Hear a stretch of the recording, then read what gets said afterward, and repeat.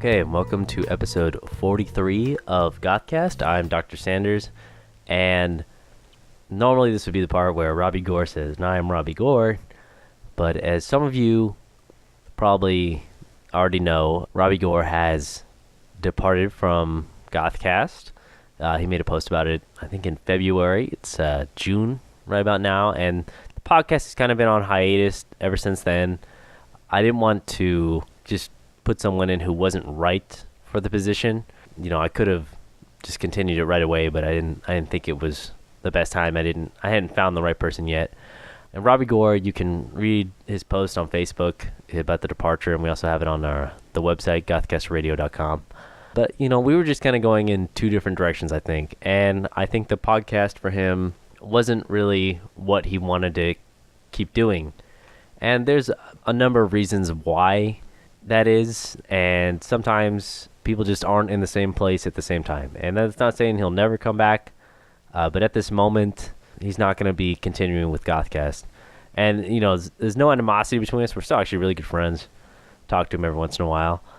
And I don't want people to think that was some bad blood thing or that he was forced out or anything. No, it was his decision for a number of personal reasons. And, you know, I can't blame him for that. Of course, I would want him to be on here still, but that's just the way it is, right? And now to probably pour salt on some people's wounds. I mean, in my view, it's been, you know, many months since Robbie Gore has departed. I'm sure that if, you know, you're marathoning all the GothCast episodes or something like that, and you get from 42 to 43, and all of a sudden Robbie Gore is not on it anymore, it's going to seem really like a weird jump. But the man to replace him is a guy and my friend named James. Why don't you introduce yourself, James? Hello, I am a guy and James, and I will be joining Dr. Sanders here on the GothCast. Just GothCast, not the GothCast. That's funny because on the first episode I said the GothCast, and then I was like, oh wait, no, it's GothCast. Like one of the first things I say is like, welcome to the GothCast. Oh, sorry, just GothCast. Oh. I want to make that clear. Well, this is my first time on here, so as far as I know, it's the only GothCast I know, so it kind of warrants a "the" in my opinion. That's ridiculous.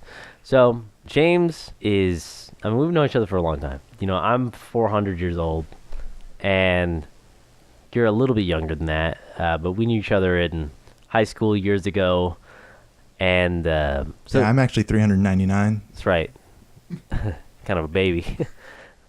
But, you know, we know each other pretty well. And, you know, to get James into the podcast, you know, maybe to talk about something which people have requested over the time that me and Robbie were recording, we thought we'd do something a little more casual. And usually the movie episodes are the more casual ones because while you're still taking an in-depth look at, you know, something, with the albums, obviously sometimes it gets a little bit more heated whenever you're kind of like, no, this is good. No, this one isn't. You idiot. But I just find that the movie episodes, talking about movies comes a little bit easier. You know, me and James are going to have our moments where we disagree, just like everybody on a podcast does. And I hope we do. Those are some of my favorite moments. Not some of mine. Yeah. It's starting already. Oh my God. But today, James' first episode, and the first episode back, I mean, it feels like forever. I literally think it's almost been over half a year since I've recorded an episode of GothCast. Isn't that crazy? Yeah, and it's been even longer since I've done any kind of collaboration with you. Yeah, I don't know. It just felt right. It just felt right. It just fell into place. But today's episode is going to be on the first 3 Alien movies. And of course, you know, we're going to do a part 2 because I thought it was, you know, I want to talk about it anyway since they're so dark and, you know, I like horror movies and stuff. And then, you know, I figured it'd be good for part 2 because then we could actually do Resurrection, Prometheus, and Covenant. Yeah, the downhill slide, as it will. So for this episode, we're going to do Alien, Aliens, and Alien 3 or Alien Cubed or whatever it is. Numero Trace. Yeah, really, really weird. So first off, 1979. Alien, directed by Ridley Scott. I would say my favorite director. It's really hard to say he's my favorite director, but he's made my favorite movie. He made my favorite movie, Blade Runner. In space, no one can hear you scream. That's right. And this was prime Scott. I mean, this is so good. Just a few years later, he'd make the best movie ever made, Blade Runner. and you can't really argue with that, at least not on this podcast.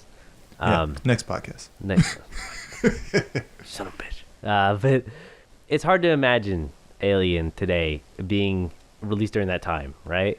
Oh yeah, definitely a different feel to it than you'd get in movies today. Oh, absolutely. Well, here's the thing: is I love 1970s a lot. I like the film in the 1970s. It was still really weird. You started getting more of the directors' movies, as they call them. Like you got like Steven Spielberg making Jaws.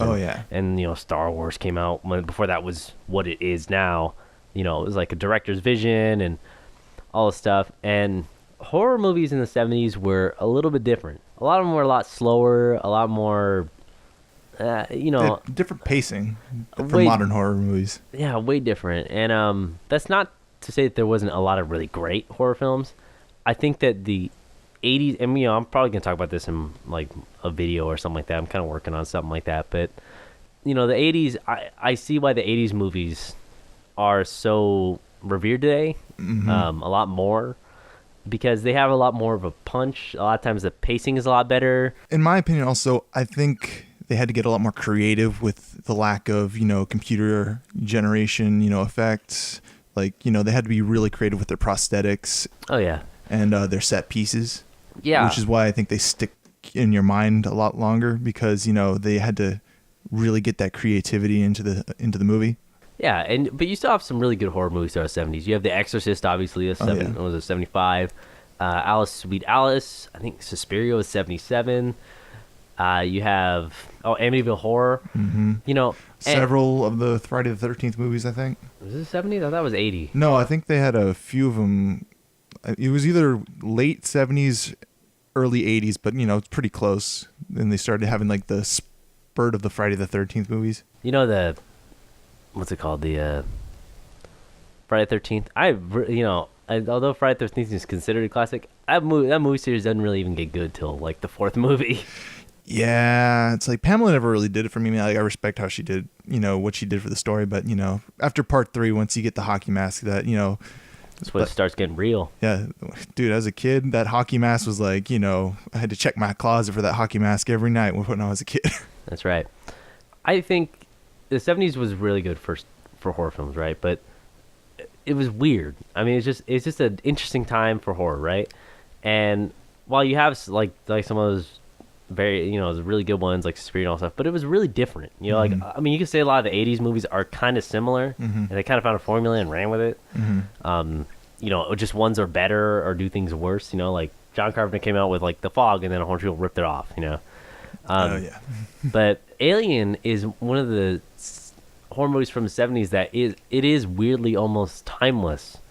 And it seems like it's really unique in the sense that, as far as I can recall, no one really did like true sci-fi horror like that before Alien. I mean, you had attempts. Yeah, but none of them really hit the mark. No. Yeah, I actually agree with that. I think that a lot of them were. I mean, Alien was like just cramped, dark. You had this feeling of claustrophobia throughout like the whole film. Yeah, I mean, one of the things you can obviously say was an influence is the original Thing movie. Oh yeah. Then John Carpenter remade it, and that's amazing. Oh yeah.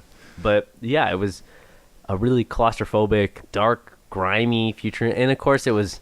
I'm sure that some of it was a response to Star Wars, and that Star Wars was trying to be a dirty world, and he's like, yeah, I'm gonna make space truckers, like it's gonna be really dark, and they feel. Oh yeah, I'm gonna make space truckers, and then I want to kill them. That's right. Yeah, really Scott's messed up. One of the things that I think is, I don't know. Do we need to even recap the story of Alien? I mean, I guess I will. I was going into any episode expecting that people don't know exactly what we're talking about, all the way. But I mean, a long and short of it can't hurt. Long and short of it, people find something they're not supposed to, bring it on board, kills everybody except for good old Sigourney Weaver, and then it's the birth of a franchise. Yeah, it's the future. It's like way in the future, and they're trying to. Aren't they like delivery men or something? They're like, I think they're transporting mineral deposits, if I recall correctly. I never really paid much attention to the cargo. I mean, sometimes I remember it, sometimes I don't. But I think that they were like transporting like mineral deposits from some planet, maybe fossil fuel. It's one of those things nobody cares about. Yeah. But then they get a signal from a planet and decide to investigate it, thinking it's maybe a distress signal. And they find this crazy alien ship with these eggs in it, and it doesn't happen to be Easter on that day. no, so. it's not Easter. One of the eggs spawns this creature jumps out of it and wraps around Kane, and later in the ship it ends up like in a little tiny creature bursts out of his stomach and then starts growing and killing people on the ship. And I mean, talk about weak sauce. I mean, if I died every time a parasitic creature like forced an embryo down, my esophagus, what kind of man would I be? I guess it's true. Yeah, so story, I mean, today seems probably pretty basic, like, oh, this creature, it grows and starts killing people, right? And speaking of the creature, like, Giger definitely had, like, this really interesting direction, like, for the artistic aesthetic of the movie. Like, the creature, the alien craft. Yeah. Well, that's actually one of the things I want to talk about a lot. I want to talk about why Alien is a good movie. I'm sure a lot of people know, but I want to, voice my own opinions about it. One is the set design. The difference between the ships, like human stuff, and the alien stuff is so insanely different because of Giger. Stark contrast. Yeah, so and they hired two different people to do it. So they did Sid Mead to do all the ship. And yeah, that was like 70s version of the future. Everything at the time looked really sleek and modern, I'm sure. But, even now you can totally tell it's kind of retro. But it works. There's like that room with all just like the buttons. And talking to Mother, the artificial intelligence. Yeah. I bet none of those lights does a damn thing. Even in the mythos. Yep. And then of course the alien stuff with Giger. It almost looks organic. I know. Well, his thing is biomechanical. That's what exactly it's called, art style. And really, Scott basically got him because he saw I think it was the Necronomicon book that he did. Yeah. And saw one of the creatures and I was like, oh, that's what I want it to be. Yeah. The alien design came off a painting of Giger's. Yeah. And so it's almost shot for shot a reproduction of the painting for the creature. It just has legs. I think that's the only difference. And so it's basically this design, and he created a whole world around it. And you can watch all the behind the scenes stuff. It's so cool when he's making the space jockey and going in and painting the sets by hand. Himself, not like having a bunch of painters do it. I remember actually seeing that in a video.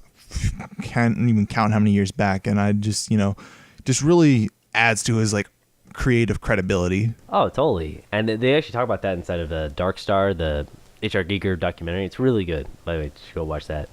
There's something about it, like the difference between the two, it does make it so much more frightening.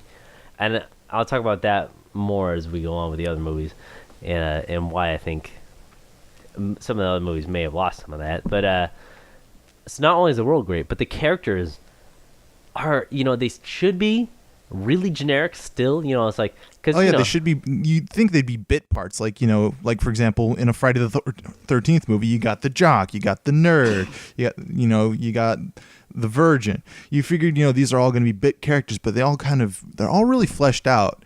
Especially people who don't seem to think that you're going to be very big in the movie, like Kane. Even though we don't get a lot of him, you still feel he's real from what he's going through. Yeah, it's even the cat, Jonesy. Jonesy the cat. Only other person who lives through both movies is Sigourney Weaver. Oscar performance from that cat. I love it. Sigourney Weaver was actually allergic to that cat. I actually did not know that. No, actually no. Was she allergic to the cat? No, she was allergic to. Actually, when they were filming and she was supposed to like carry the cat around, the glycerin, they use the glycerin to make it look like they're sweating. Mm-hmm. She was actually allergic to that. And so she was like breaking out in a rash stuff. So she thought, but she's like, oh man, I'm allergic to the cat. They're going to fire me. Like, pretty sure you're not going to, I don't know. Well, I mean, that might have been one of those things where like. Thank God they didn't. I know, because Sigourney Weaver is such a badass. And the original Wonder Woman. Oh yeah. I've been seeing like a lot of posts online lately. It's like, Wonder Woman's the first film of feature a strong, independent female protagonist taking on the universe. I'm like, Ellen Ripley, Sarah Connor, 79, man. What about the all kinds of strong female leads? I could just go on and on about that, but I don't understand that. But but it's weird because these characters you do have like the lazy kind of guys who are trying to get money. You have the guy who's more scientific. You have the guy who's more of like the captain. But it's like it's weird. They play the parts so believably, that it doesn't come off as cliche, even though it's probably where most of the cliches came from. And that's maybe why it's. Oh yeah, I remember we were watching the director's cut and they were talking about the repairs to the ship. Like, oh, we're gonna need at least 17 hours. And they tell them, yeah, we're gonna need like 25 hours. Yeah, it's just those like little things. It's believable. Yeah, it's like those little things add so much to the movie. And I hated. I mean, just an example I can compare it to is Prometheus. I couldn't stand that this one guy was just like, I'm the captain, I fly the ship, and that's it. That's all his characterization is, and there's all this crazy stuff going on. It's just like, I'm the captain, I fly the ship. Oh yeah. And speaking of characters in Prometheus, so I will say this: they did do really good with Sean David. Not gonna talk about this. Yeah, not yet. We'll leave that for later. Yeah, but it's actually more difficult to say what doesn't work in this movie. I would say that, of course, the fact that so many people die in this movie. It's kind of sucks that I mean, it's like most horror movies, right? Yeah, I find that most horror movies, there tends to be like at least maybe one to two people that survive. Usually leaning towards two. Usually like main female lead, main male lead. But we don't really get that. We just get main female lead and the cat. Yeah. That is kind of a bummer because these are really likable characters, but the fact that they have basically the perfect organism hunting them, and it's explained very thoroughly, like you probably won't survive anyway. Oh yeah, by what's the name of the guy who plays Ash? He was great in that movie. Yeah, and that's a whole other thing. Is the one thing that didn't make sense to me is that he's an android, and it's not. It seems like they didn't know, or it wasn't explained very well until he just starts bugging out and starts dripping milk. Oh yeah, I feel like I think the reason behind that is probably they don't probably tell these space crews that they have an android like amongst them just because they don't want to unsettle them. Because feeling like you're being watched and like interacted with a machine, I imagine can be kind of stressful, maybe off-putting. So I'd imagine that's probably why they didn't know, but we don't really know for sure. It's just speculation. And I know it's really nitpicky. And then two other things I had to note is one, the dummy head of when Ash is like speaking goes so good with his head through the table to like the fakest looking mannequin head ever. It's like apparently when they made it like shrunk really bad, but it doesn't look anything like him. Oh yeah, and then when they melt the skin off the face, it's like obviously mannequin there. Yeah, it's just I mean, there's a limit to what they could do, really, I guess, within their budget and like with what they had available to them at the time. And the other part of that is whenever you see the alien in full shots, like where it's very obviously a guy in a suit. Yeah, it's like the shots that really work for the alien is when like 70% of the creature is like off screen. Yeah, basically when it shows his head, like maybe a foot, maybe the mouth, the tail. But especially near the end where they have to show basically it trying to go after Ripley a lot more. Oh yeah, when she knocks it off the ship and it's hanging by the line. It's like totally guy in a suit. So it looks because it's just like the way the arms and legs look. It's just it's very obvious. And continuing like with the guy in the suit, along with things that didn't really work in the movie, some of the deleted scenes that I was telling you about when we were reviewing it, the scene where the alien kills Foster, they deleted, has the stunt actor, doing a crab walk. Oh, that's right, yeah. And it is like such a blessing that they took that out of the film, because then that would cease to be horror, be comedy right there for that one scene. It's funny because they did it, the Exorcist crab walk thing, and then they only put it inside of the director's cut too. It's funny. Like I said, all these things are really nitpicky because I think Alien's amazing. I mean, I've probably seen this movie 40 times or something like that. I've seen it a lot. Oh, another piece of trivia. I always like throwing out the trivia for Alien because I know so much about them.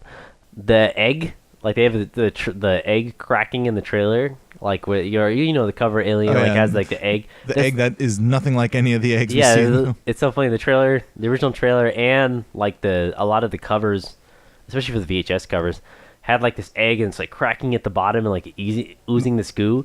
Didn't look like any of the eggs in the movie. Nope. It's really weird. Probably a space chicken they encountered before the alien. That's right.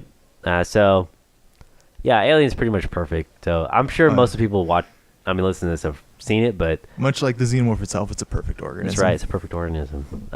Mostly because of Ridley Scott and his beautiful, beautiful face. But yeah, what would happen to Alien? Looks like it would take a break for a few years, and yeah. And then we get James Cameron. We'll get to that. So that was Alien 1979. Okay, now it's time for recent interesting goth stuff or random interesting goth stuff. I forget which one I called it. Either way, it's Riggs. And we're going to talk about two things today. The first is going to be, there's a band called Pop Tone. It's Pop Tone, Poptone. And I thought I would mention this because I want to hear an album. And basically what it is, it's Daniel Ash and Kevin Haskins basically forming this group where they're going to play classic songs by Bauhaus, Tones on Tail, and Love and Rockets, and they're going to release. Apparently they're going to release a live album. And just in case you're like, oh, there's only two members in the band. Actually, Kevin Haskins' daughter, Diva Dompa. I don't remember. I don't know if I'm saying that right. She's the third member, and yeah, they're just they're touring around right now, and I can't wait for a live album. So you can catch them right now. At least when we're recording this, you can still catch them. I think they still have a few dates left. I think their last date's going to be in San Francisco or something like that. But I just thought I'd tell everybody that they have a new band. I've seen some of the videos too, and I think it's really cool they're playing a lot of the Tones on Tail stuff. But yeah, especially since that stuff's like more obscure, at least in terms of like live performances. And then of course, the other thing we're going to be talking about this episode. That's all I had to say on that, by the way. That's it.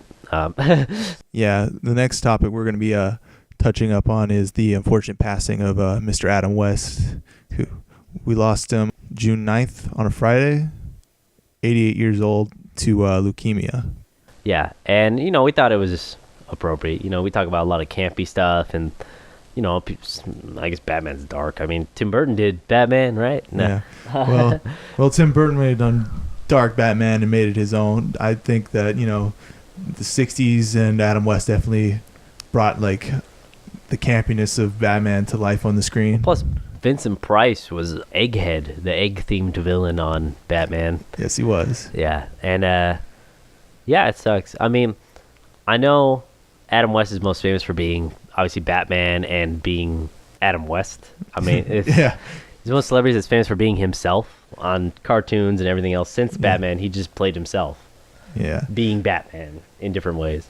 And he just had like this air about him, like whether he was a character or whether he was being himself, who was quite the character. You can't help but like smile, like when Adam West was doing like a thing. Yeah, exactly. And in LA they just had the bat signal shining on, I forget where it was, but yeah, they had the bat signal showing in the sky as a way to show their love of Adam West. Yeah, I think a lot of people these past few days have been really remembering Adam West in their own special ways. Like I know I have. Like he was one of the first people I saw on film when I was a kid. When I was growing up, and the second VHS I ever owned was the Batman film with Adam West. All right. Awesome. That's some really sad news and another death.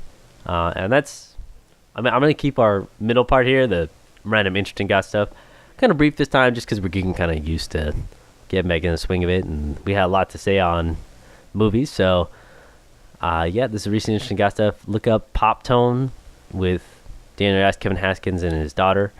And you can also, they have a very nice documentary about the life of Adam West going on right now. So if you feel like celebrating Adam West's life like the rest of us are, feel free to give that a check. Yeah. So let's get back to movies.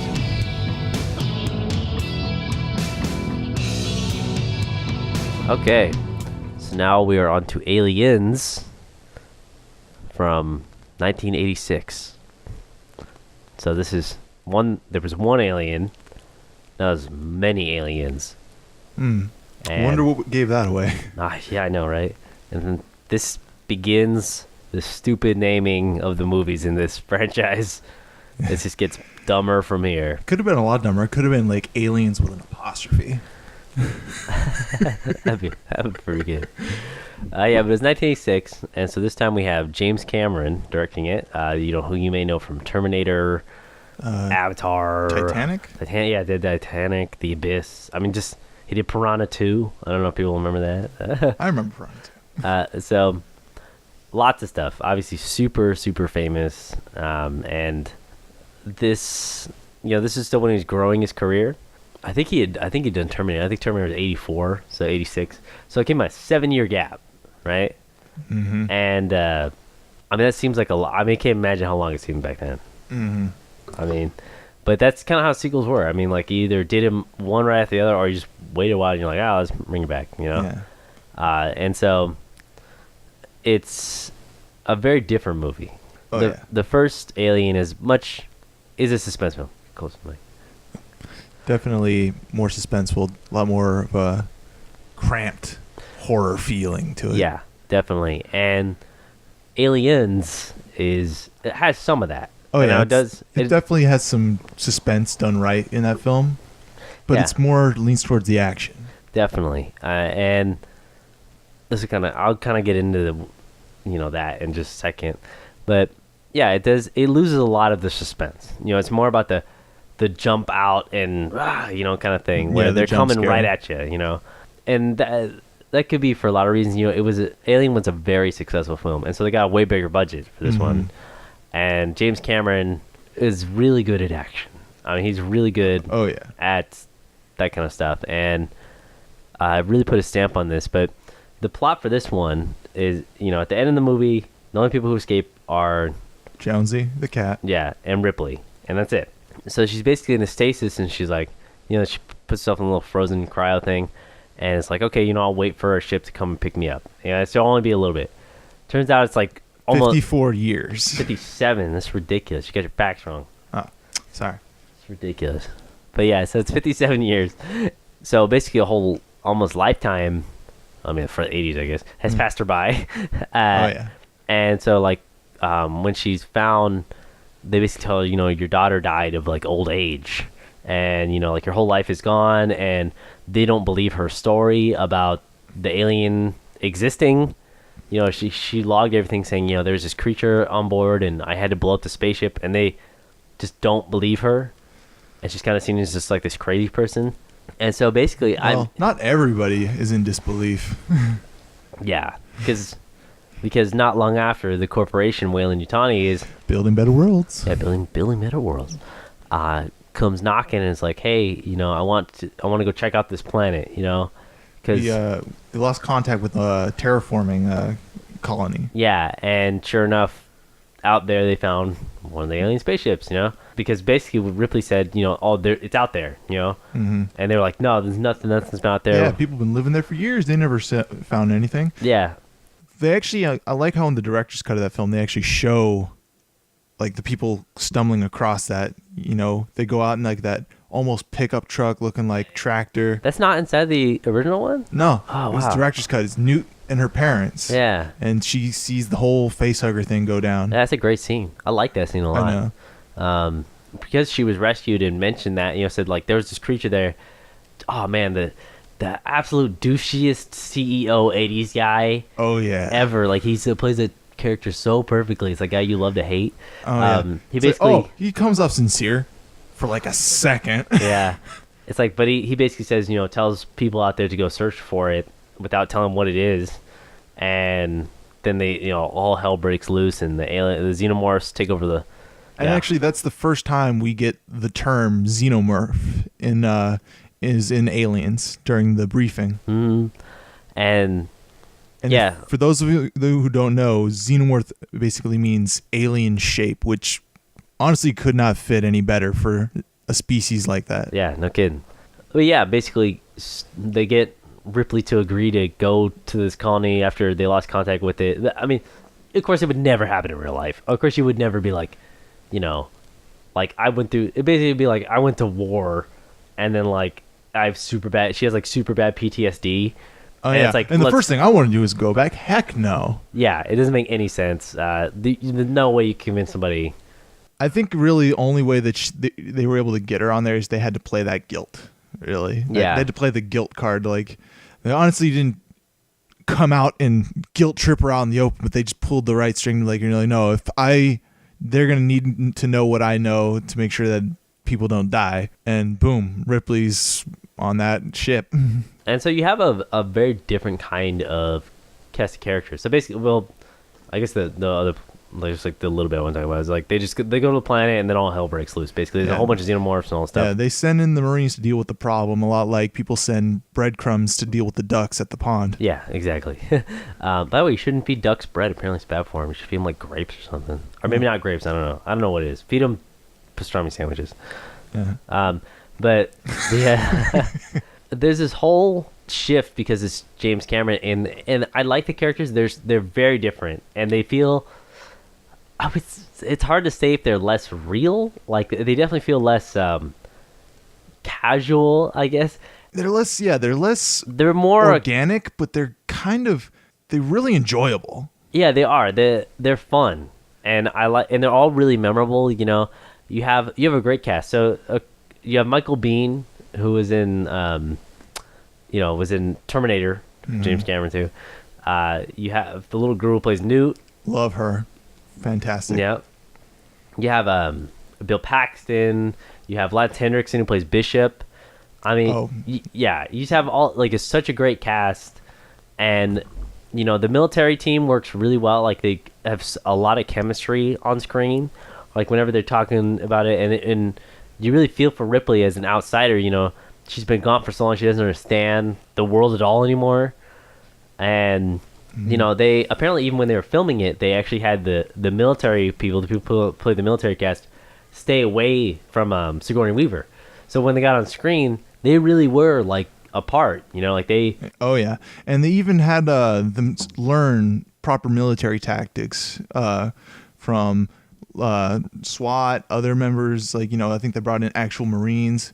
To say, hey, this is how we do things in this situation, and it really even though it's future tech in the movie, they're still using tried and true military training. And it is, I don't know, it is weird because I said the first one was really timeless. This one I still think has some of that quality. Maybe it's a little less so. And it's hard because I grew up watching Aliens. Oh yeah. And probably shouldn't have, but but I can remember being still pretty young and seeing the film, and I didn't know it when it came out. I wasn't really sure, but I mean I still think it does have that sort of timeless quality to it. Oh yeah. And that's probably because it's not one of those movies like. It's weird because Alien was so influential, and then Aliens was so influential. And it's honestly Alien, I think, was great and probably the superior film for the universe it built initially, and how the characters deal with that situation. But I think Aliens is great because of how it builds on those characters. We go from Ripley being scared survivor to this take charge heroine in this film. It's when the shit hits the fan, she's right there, ready to take action. And I loved that character development for Sigourney Weaver's character. Yeah, I think that's totally awesome that she's just the first one, she's really scared a lot of time. Oh yeah, and when she's trying to escape the ship in the first film, she is terrified going down that hall. You see her, she's shaking. I know, but now she's got this determination about her throughout this film. Yeah, and this one she's just I'm gonna. Yeah, I mean, I'll just say the line. It's like, what is it you let go of her, you bitch? She's got no, she says, "Get away from her, you bitch." Sorry, yeah, she says that, and it's just so cool, and she's got the flamethrower and the grenade. I mean, and we even get to learn a bit more about her, her career background. We find out when she's, in the briefings, she's like, "Oh, I can operate this fork loader thing." Yeah. And it's because she used to do this freight job, so we're getting a bit more background on the character as well as development. Yeah. And that's one thing I think is great about Aliens is that it's there is there's a very basic concept for Alien, right? Oh yeah. It's a parasite, gets in you, spawns a thing, right? One more thing is also we find a bit more motivation for Ripley in Alien too, because we never know she had a daughter. It's never mentioned in Alien. And then you can think now that we see that in the first opening scenes that she had a daughter who's now died of old age. Maybe it's that's probably one of the reasons she survived, because she had that in the back of her head that I got this kid I got to get home to. Yeah, I think it expands upon the universe and stuff just enough. Mm-hmm. It shows that it's not too big, not too small. It's that right amount of expansion for the mythos. Yeah, adds the alien queen. I know, just adds more to the alien life cycle. Like, we see all these eggs in Alien, but we're like, what made the eggs? I know. And then, like, sure, in the director's cut of Alien, they have that deleted scene where the alien's converting Brett and Dallas into eggs, and what a lot of the fans call egg morphing, but that was cut. And then so Cameron gives us the big bitch herself, the alien queen. Yeah. And it's like so insanely popular. Like the idea of that, like the toys, the everything. And you know, it's a great addition. I actually really like the end scene with it, where the egg opens and then Ripley's like, really? And then like, oh yeah, that is like perfect resting bitch face right there. He's like, oh no. Yeah, basically Ripley's like, you know, grabs Newt and is like backing away slowly, like, you know, like holding a flamethrower to the eggs, because the queen is smart. The queen knows. The queen definitely has that intelligence. There's like, all right, my babies are in danger. I'm not going to do anything. But one egg doesn't get it. Yeah. It's a weird moment of comedy kind of in it, and it's one of those things where, but it doesn't break the feeling of the film either. Absolutely not. It's perfectly in character comedy for that film. Yeah. And going back to a thing I said to you when we were watching through these, you know, films, is I really like that in Aliens they kind of drew this inspiration for like insects and made the alien like this hive organism. Oh yeah, totally. It like, in a way, it kind of makes him deadlier. Well, that's just the whole thing. Is I really like how they work with the idea of a whole bunch of these things, like that they are so organized, and that, you know, the queen does control them. Oh yeah. And then they expanded even further in expanded media, but yeah, it's like just that initial reveal in Aliens, like, oh, this is where these creatures come from, this is how they're created, and this is how they socially structure themselves. It was just mind-blowing for when I first saw that film. Like, oh man, I thought one of these things was bad, but now they're organized, there's a lot of them.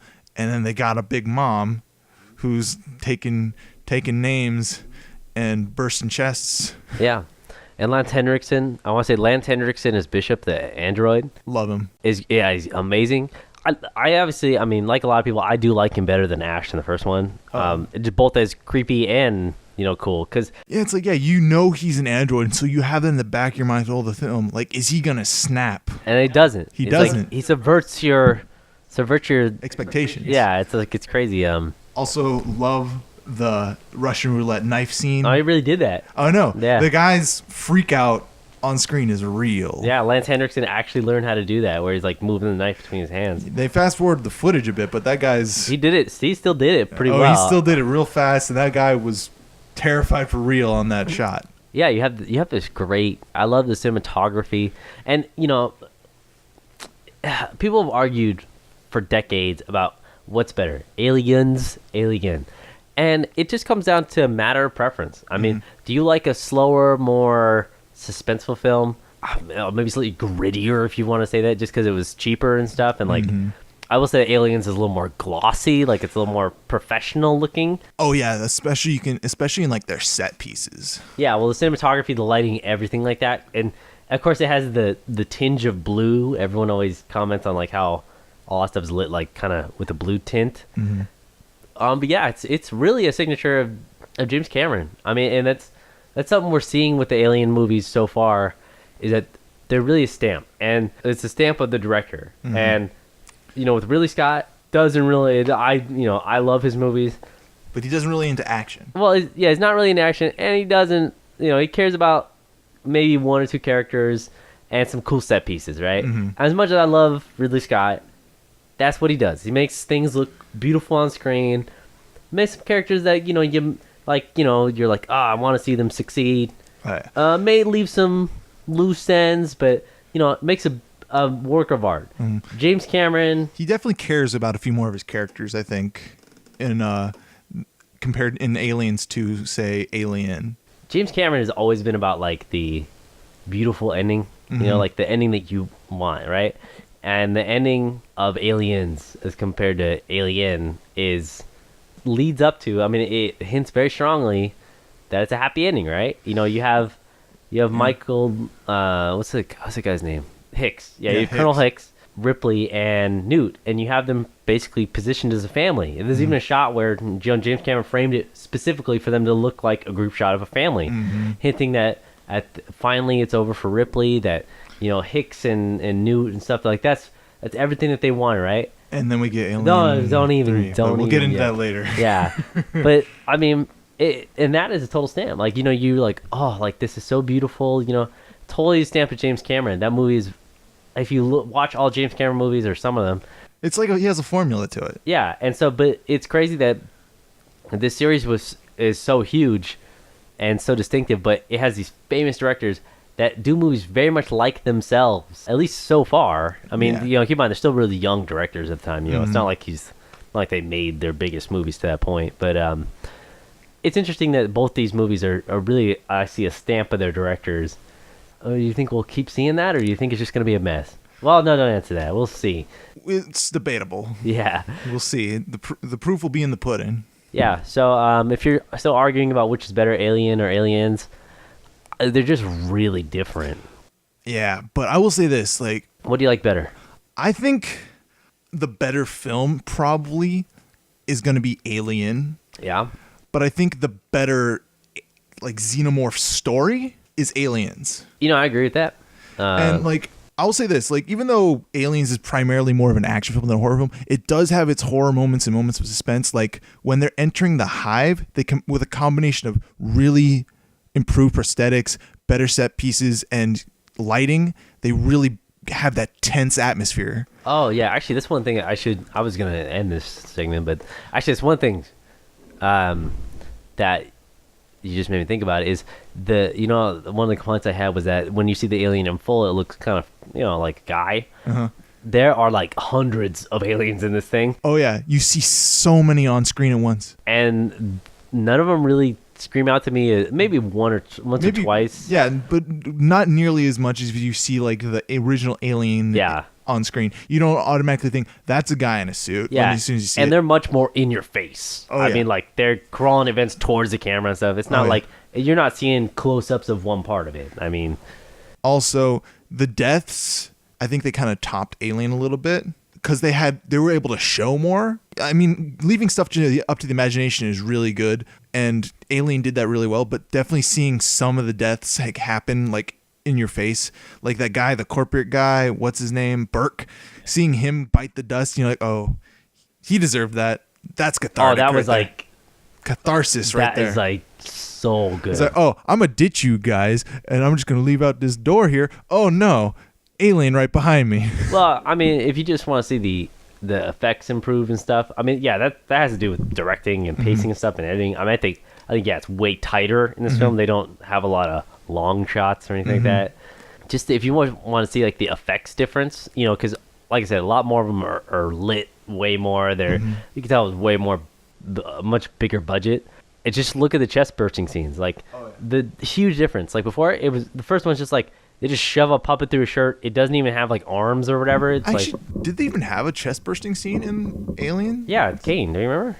No, Aliens. Yeah, it's where like it crawls. It's quicker, but yeah, it like bursts out and then like it has its arms. It's trying to push yeah. Yeah, it's trying to push its way out. I mean, that's just a perfect example. You could just look at the difference in budget and everything like that. And one of the last things I want to say about the effects is it's really funny that the soundstage where they filmed the the Queen scene, when Tim Burton came in to film Batman. I love that film. Guess what they found when they went on stage? Was it a chest burster? It was the Queen alien. They filmed the movie and left it. They spent all that money on that. That's pretty funny. They spent all the money on that set, and when they were done, they were just like, screw it, just leave it. And yeah, it's so weird that apparently Tim Burton, like they were going to the sets, and going to the sound stages, they had to clean out the alien queen. That's just so insane. So Aliens, just like Alien, is totally recommended. But just keep in mind, like probably most people know, it's a different tone. It's a different tone. And very, you could say it was influenced by the 80s, but it helped define the 80s. Yeah, so instead of being influenced by the 80s, I'd say it influenced the 80s for sure. Even though it came 86, this was like one of the definitive movies of the 80s. Heck yeah. And I think next year after Aliens, we got Predator. I think it came out in 87. Yeah, we'll talk about that whole thing in another episode. Oh, God. But I'd say they definitely influenced Predator, too. I definitely think so. But that is Aliens from 1986. Okay, now we're on to Alien Cubed. Alien numero tres. Alien 3. So we did Alien, Aliens, Alien 3. Okay. Oh, that's weird. They messed up the name scheme. They'll probably just make everything numbered after this, right? Oh, yeah. I could see that happening. This was 1992, and this is directed by David Fincher. David Fincher. Wait, didn't he direct a whole bunch of really good movies like Fight Club? Oh, yeah. The Game. Wait, we don't talk about that one. Oh, that's right. First rule. Great storyteller, great director, great pacing. It seems like he really knows his stuff. Yeah, you feel like he's got to have that Alien formula down, right? Yeah. Too bad, in my opinion, I think this movie is a big pile of garbage, and I really tried to like this movie. In fact, even watching it again for this, it's just like this very frustrating movie. So, you got Sigourney Weaver back, and but not her hair. Not her hair. Yeah, her hair's shaved because it's the 90s, man. Yeah, you got to watch out for those space lice. Got to do the Sinead O'Connor thing. Yeah. It just starts off on the worst note ever. You spend aliens falling in love with Hicks and Newt and Bishop. Well, we also already spent 2 movies watching Ripley go through some of the hardest stuff ever, and there's just no break. I mean, it's just like I know. It's just every single time she turns around. I mean, at least between the last 2 movies, she had a 57-year nap. Yeah. So basically, what happens at the beginning of this movie or what happens at the end of Aliens is Hicks, Ripley, and Newt are put into stasis, just like at the end of Alien. And check. Yeah, and so they're like, okay, we're actually gonna be picked up this time. It's like, they know. So far, so good. Yeah, they actually have the signal and stuff. They're like, oh, we're good. And then, right at the beginning, I mean, literally the credits of Alien 3 in the beginning, we see there's a facehugger on board. Facehugger. And basically all this stuff goes wrong on it, and both Colonel Hicks and Newt die. And Ripley is stranded on this prison planet. Yeah, this prison planet, and Furia something, or like it doesn't matter. Yeah, it had Fury in the name. That's all I know. And so it's just it's not Earth, like it's that not teaser Earth. trailer. Yeah, it's so funny because there's a teaser trailer that came out in 1991 where they didn't really have a script done. They didn't have and it says, in 1979, you learn no one can hear you scream. It's like 1992 on Earth, everyone can hear you scream. Yeah, it's like, but the movie's not Earth, and that just kind of shows you some of the problems this movie had. Now, it's really important. I mean, I guess you don't have to know it, but it is. I will note it because we're reviewing the movie and we want to give people an idea.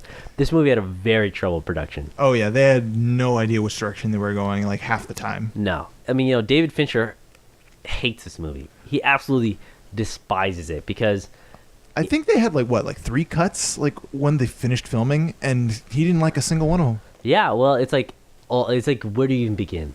So actually, if you look up, there's a documentary that comes on the quadrilogy or whatever. I hate that word. I know, it's so stupid. It's not even a word. The Alien quadrilogy collections, all stuff.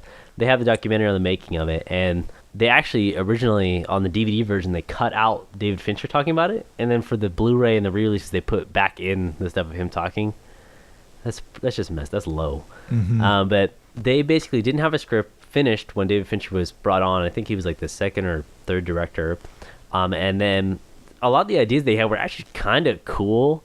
Oh yeah, they had some really cool ideas for this film. But I mean, all of them ideas I would have loved to have seen. Yeah, but all of them were kind of weird anyway. Like a lot of people, I just don't understand why they had to kill Newt and Hicks. I know, it's like they had such potential, like for character growth, like coming up forward. Like I can just picture, like if they had lived, Ripley taking her under her wing, and when Ripley's gone, being that badass heroine in the future, which is actually good news. In the expanded Alien universe, they cut out the next 2 Alien movies after Aliens, and they keep Newt and Hicks alive and well. Yeah, so that is just obviously really frustrating from the beginning. And then after they were done filming, because they had no finished script, but they had all these sets, and so it was costing money, so they were like, all right, let's film stuff, right? And get to filming, we got sets. when they were done, David Fincher had a cut of it, and then they recut it and like just overrode his control, and he was not happy. I'll say this: his original cut is better. No, we don't even have one of it. The assembly cut is not his. Oh yeah. No, I'm thinking of the director's cut. There's not a director's cut of it. There's one that's thought to be a director's cut, but it's like not confirmed. Yeah, it's like I know it's not, but I just kind of like I don't really have a name for it other than really like a director's cut. It's supposed to be what people think what it was supposed to be like, and it's a bit better than what we got. Yeah, but not by a lot. Yeah, this movie just has way too much wrong with it. Not only do they kill off the characters in the beginning, but just the planet itself. And it's not an interesting set piece. No, it's not. And I mean, it has some interesting set pieces on the planet, but the planet itself is not interesting. And it may come down to the aesthetic design of stuff, but a lot of the characters really blend in with one another. I know, it's like you could have really done like so much with this. Like, this is supposed to be like a prison, and if you go into an actual prison, prisoners are pretty diverse, like in how they look. They have like tattoos, they have scars, all kinds of stuff. These guys, it's all pretty much the same dude with the same shaved head. Yeah, and the black guy. Yeah, and there's nothing wrong with doing that. It's just that because all the characters are basically the same character.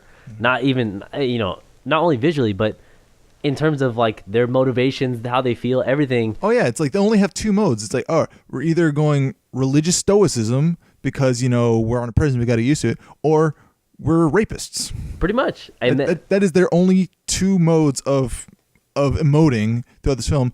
Aside, unless you want to count dead. Yeah.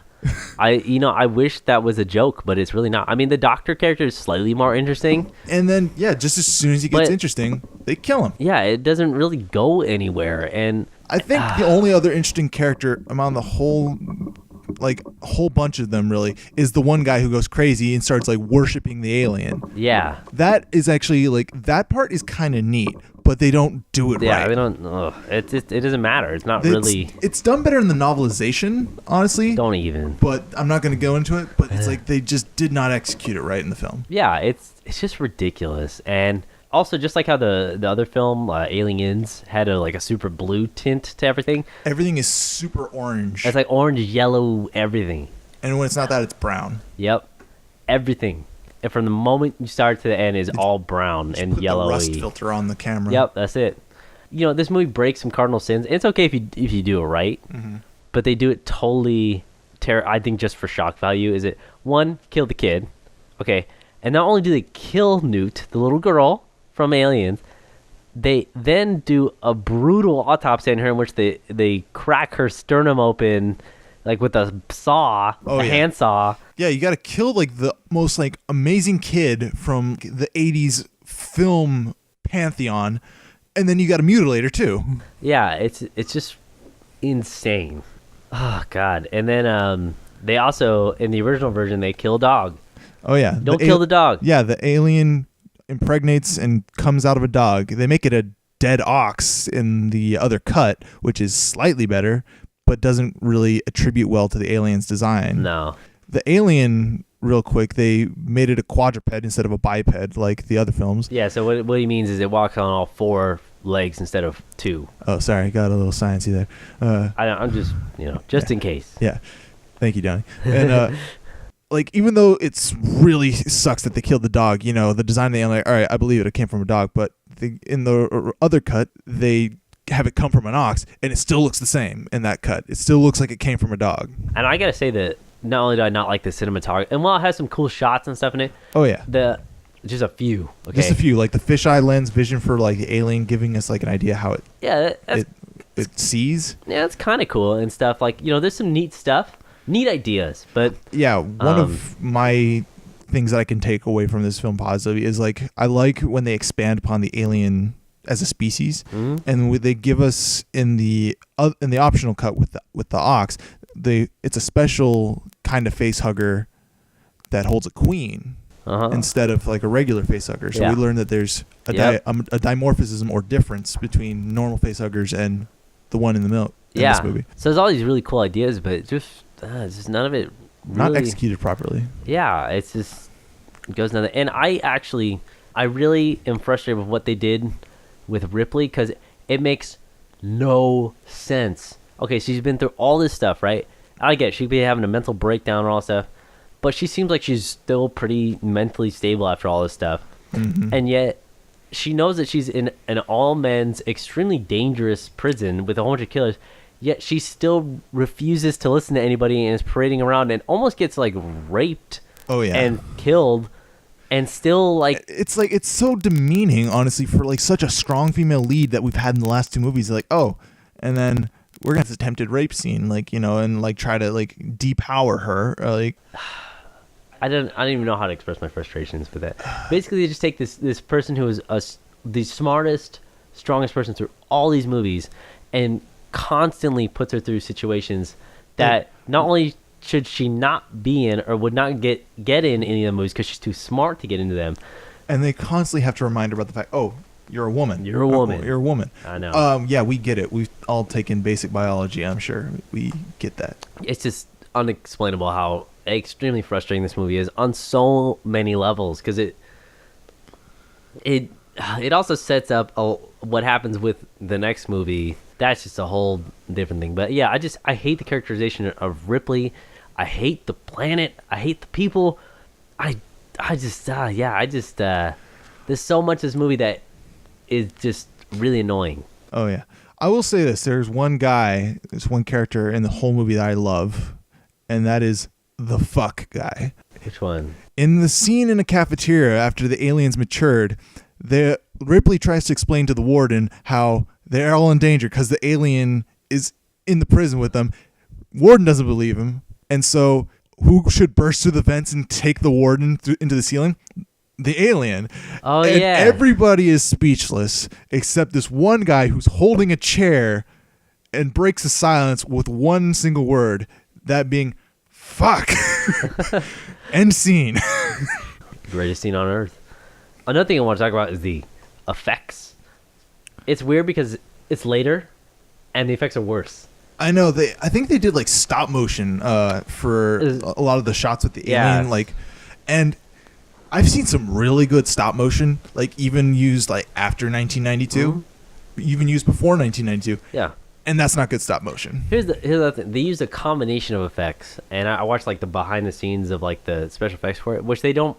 I gotta tell you, the Quadrilogy documentary is totally skewed, like, because it's like, you know, obviously they're trying to still sell the movie as good, but they used a combination of, you know, a regular suit guy to try and get some shots, and then animatronics, and a lot of it when it's like crawling on the ceiling and stuff, they used a puppet on green screen, and so it looks like really weird when they keyed it out, and especially, you know, 1992, you know. Also, I hate the fact that they made the alien kind of brown. Like, again, like going back, everything in the movie is brown. The alien xenomorphs, they are black, chitinous, you know, creatures that blend into the darkness. I mean, I guess they'd have to make it brown to blend in with the rust for that film. Yeah, but I get it. It's not a key characteristic of the species. They're always black. Yeah, it's like a duck is a duck is a duck. Even in Covenant, when they basically, you know, the xenomorph gets to where it is now, it's like, I mean, there's discolored aliens in the sequel, but they have a reason for it. Yeah, it's a whole thing. But yeah, it's just everything in this movie just gets it wrong. It tries to expand on the mythos, but does it poorly. Does it really bad. Tries to expand on the characters. Oh, the character. Yeah. And like Cameron was great. He gave us a lot. And Ridley. Yeah, I know. That's, you know, that's not the first time I've done that. I know. Said, like, Ridley Scott. Ellen Ridley or Ripley Scott. Yep. But Scott and Cameron did great for characterization in both their films. It's like, sure, they were a bit more disposable in Alien, but they were still really organic characters. Less organic in Cameron's film, but really likable. You really want to root for him. I know. Every single character, even Ripley, is disposable in this film. And it sucks because this movie, it doesn't even really get that interesting. It gets slightly more interesting in the end, but just barely. Yeah. So, spoilers, I guess.